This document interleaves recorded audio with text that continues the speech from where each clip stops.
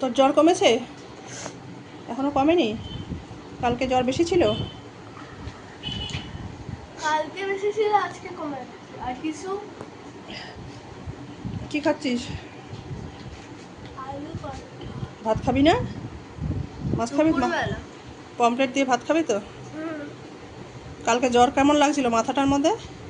মাথা ব্যথা হচ্ছিল। হ্যাঁ, মাথাটা ঠিক কেমন লাগছিল তোর? মাথা ব্যথা মানে ভারী ভারী পাথরের মতো। পাথরের মধ্যে ভারী লাগছিল? মনে হচ্ছে 1 কেজি পাথর মাথায় তুলেছে। এখন একটু ভালো লাগছে? এখন একটু ঠিক আছিস? হ্যাঁ, কালকের থেকে একটু ভালো আছিস তো? কালকের থেকে অনেক ভালো আছে। ঠিক আছে, খা। তুমিও খাও। খেয়ে নে, খাবো।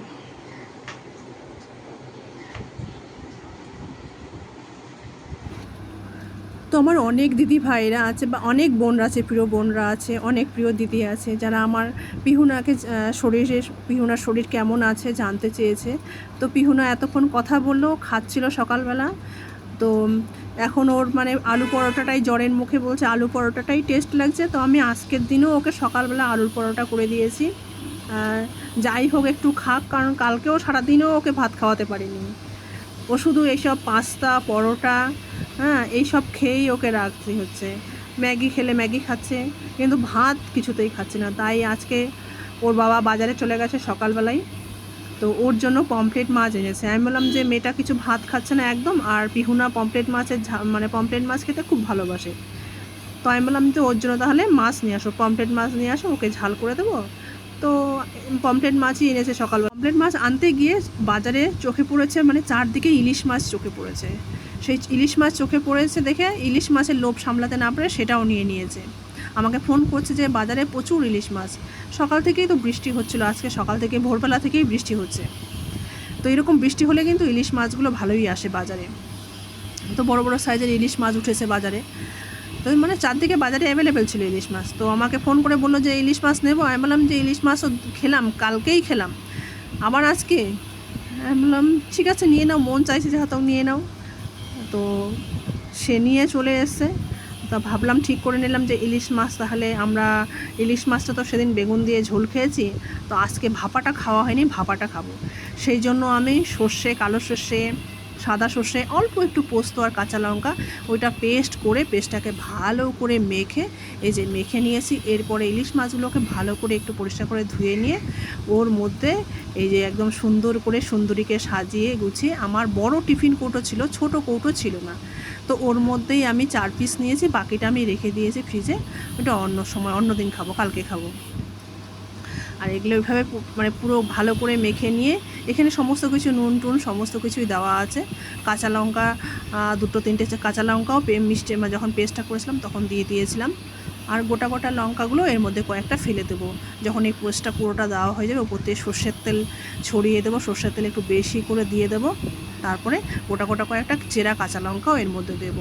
আর ইলিশ মাছ আনলেই তো আমি ইলিশ মাছের তেলটাকে, ওটাকে তো ইলিশ মাছের তেল দিয়ে গরম ভাত আর কাঁচা লঙ্কার সঙ্গে আলু ভাতে, এটা তো আমি খাবোই খাবো।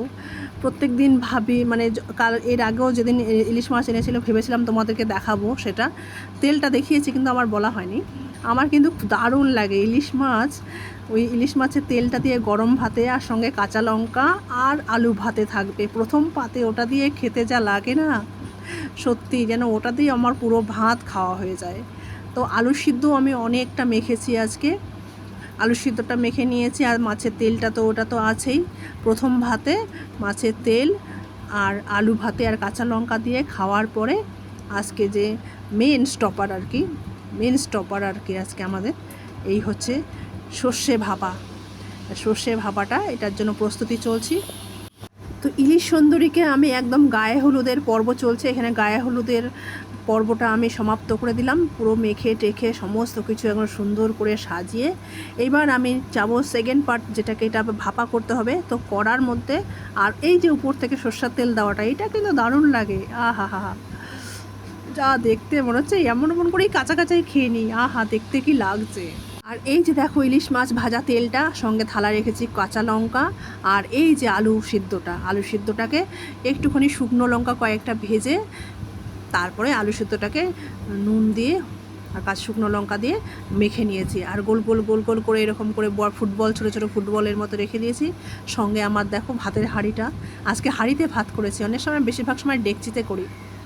আর এই যে আমার মানে শো স্টপার, আজকে মেন স্পেশাল, এত পরিশ্রম করে যাকে বানালাম, এই দেখো আমার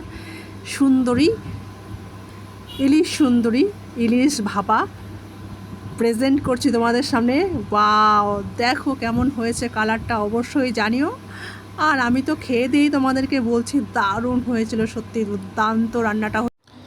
সঙ্গে আমার মেয়ের পমফ্রেট, যেটা আমার মেয়ের খুব পছন্দের, ও জ্বরের মুখে নিজের মুখেই বলেছে যে আমি পমফ্রেট মাছের ঝাল খাবো, তো আমি ওর পমফ্রেট মাছের ঝালটাও করে নিয়েছি সর্ষে বাটা দিয়ে। এই যে হয়েছে পমফ্রেট মাছের ঝাল আর ইলিশ ভাপা, এই ছিল আজকে আমার মেনু।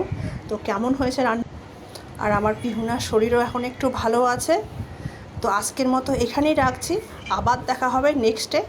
সবাই ভালো থাকো, সুস্থ থাকো।